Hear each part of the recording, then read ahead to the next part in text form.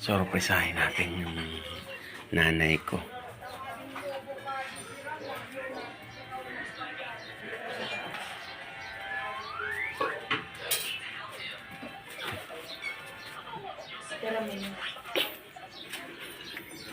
Surprise!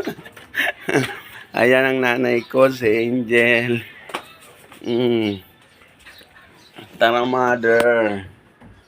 Ay, katurog pa.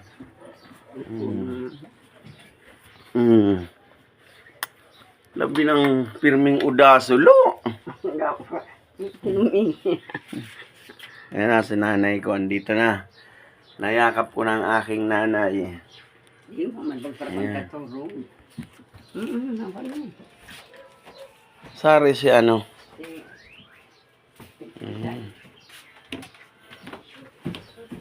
Narating ko rin ang aming bahay. Ayan. Pamangkin ko si Angel. Ha? Ayan. Sige mga toma. Maya naman po ulit. Babush.